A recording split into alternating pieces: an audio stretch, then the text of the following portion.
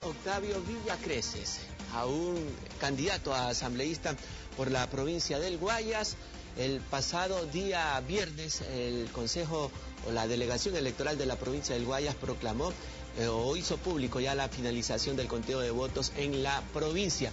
A propósito del conteo de votos que aún no se refleja en la página del Consejo Nacional Electoral y por ende aún también un poco de intranquilidad en torno a la definición de las curules en representación de El Guayas.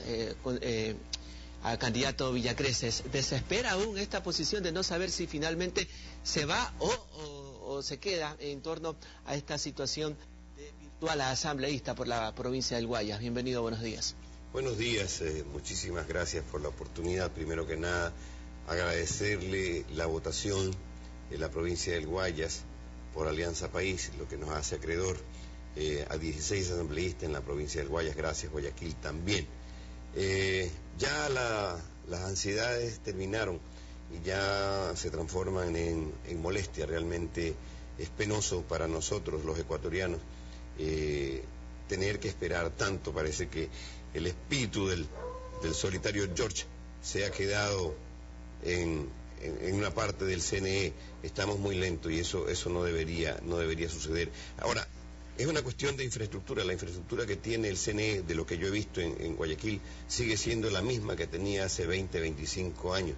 Y eso no es digno ni para los funcionarios nuevos, ni para la ciudadanía. La infraestructura, hablando en términos arquitectónicos, espacialmente no cuenta con el espacio físico suficiente. Aunque tengas tú tecnología de punta, no cuenta con los espacios físicos para escrutar dignamente la votación de la provincia. Pero sin embargo, pese a aquello lo que usted señala, señor Villacreces, es notable también y evidente lo que se ha hecho en relación a antiguos procesos electorales cuando ha llevado mucho más tiempo el conteo de votos. Se han bajado los tiempos, pero sin embargo lo que usted señalaba, la paciencia pasa a ser ya molestia, porque inquieta de sobremanera, ¿no? Porque se anuncia la finalización del conteo de votos y no hay la proclamación en sí de quién o quiénes son los representantes. Se habla en el Distrito 2, en el cual usted es candidato, de 4 asambleístas para el Movimiento País y un asambleísta para el Movimiento Madera de Guerrero en alianza con el Partido Social Cristiano.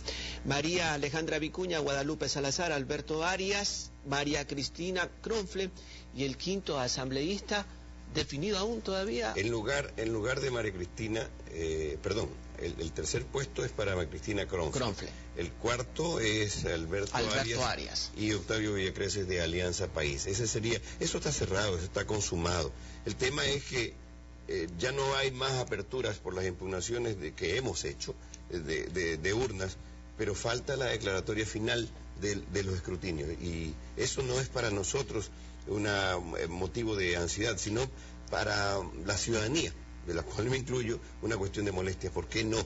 Ya al paso casi que de un mes que terminaron las elecciones, se cierra este proceso. Claro, también hay procesos jurídicos que hay que contestar y me imagino que es lo que están dando paso. ¿Y a qué se debe toda esta demora? Usted inclusive tuvo el respaldo del propio presidente de la República en una otrora visita que realizara precisamente a la delegación provincial, que trajo un sinnúmero de situaciones, ¿no? De repente la respuesta del movimiento Madera de Guerrero, Partido Social Cristiano, en torno a que pugnan aún ellos también por esa representatividad.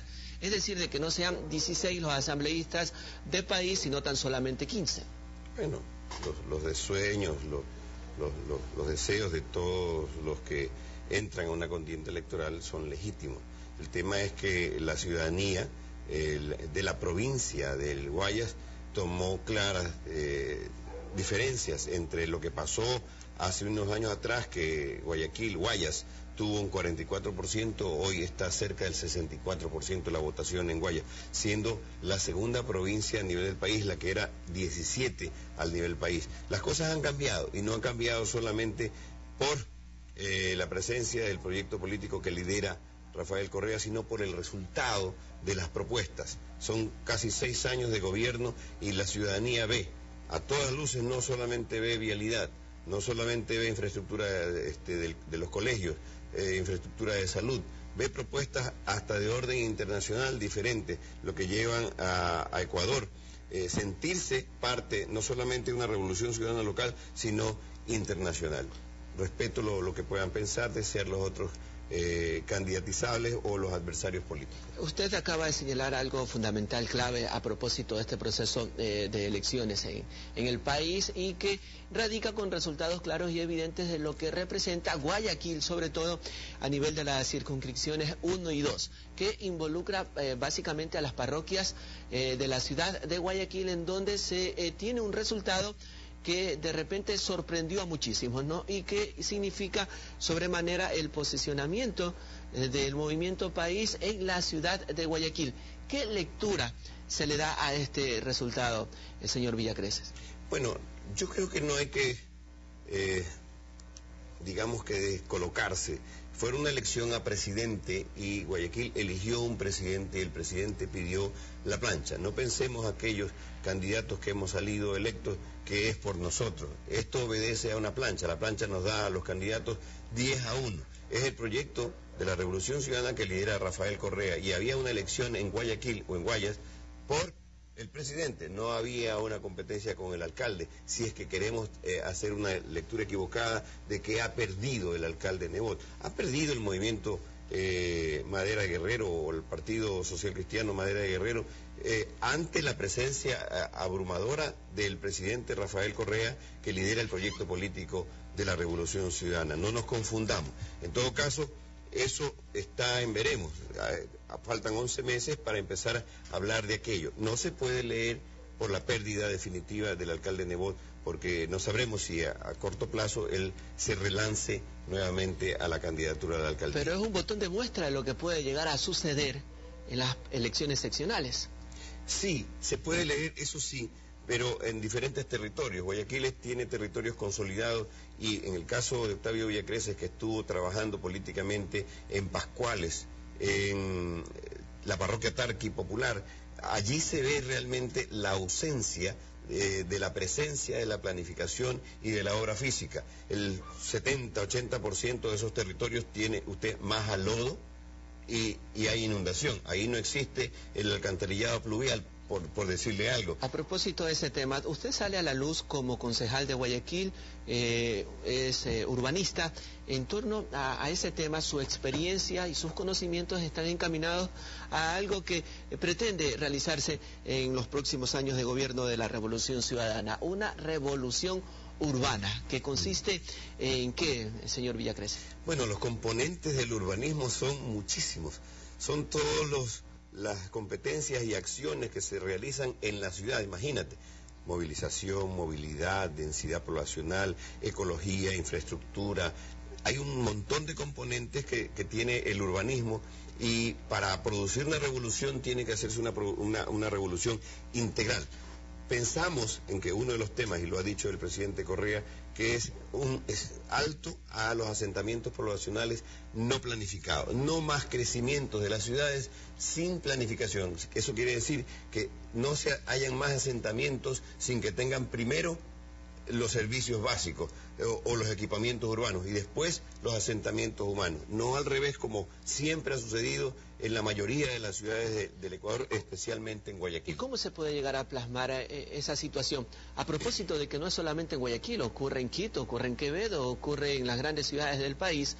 ¿Cómo evitar o cómo iniciar esa transformación para derivar o que derive más bien en lo que siempre se ha hecho para comenzar a hacer lo que de repente en situaciones modelos, en algunas partes, especialmente aquí en Guayaquil, ha comenzado a darse?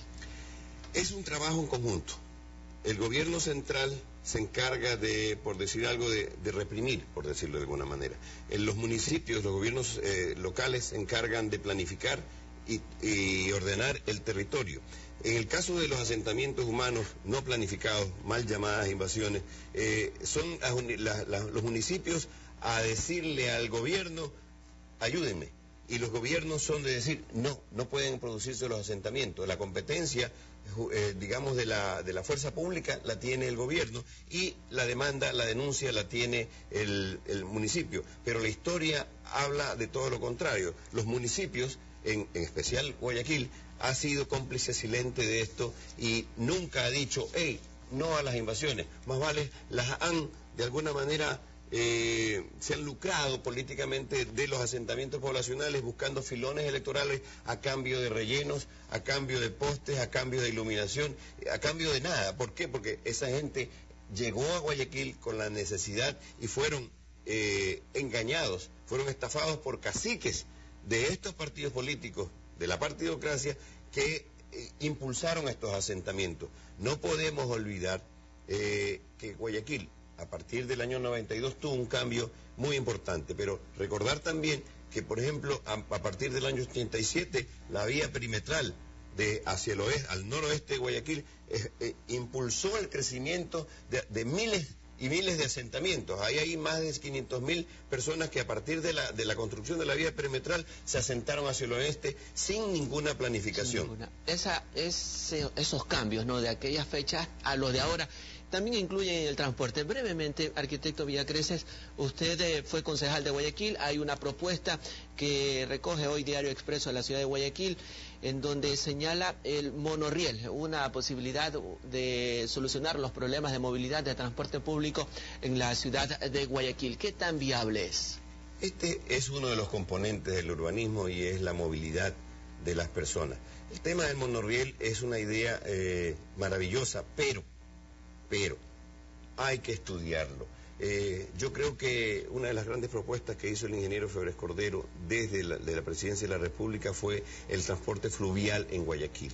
El estudio lo hizo una compañía japonesa que demandaba 11 muelles con una cantidad importante de transporte fluvial. Lamentablemente no hubo la decisión política para hacerlo, y esto tiene que ver con una decisión política y además financiera. Existe ahora un transporte público en Guayaquil y no se puede tirar abajo lo que se ha construido para pensar en planificar la construcción de un monorriel. Es maravilloso, la idea es enamoradora, pero los sueños son, pero nada se hace sin una decisión política y económica, por supuesto. 7 de la mañana, 45 minutos, gracias al arquitecto Octavio Villacreces, candidato a asambleísta en representación de la provincia del Guayas, a espera de los resultados en torno a esta contienda electoral que ya lleva algo más de un mes sin saberse aún quiénes son los representantes de Guayas.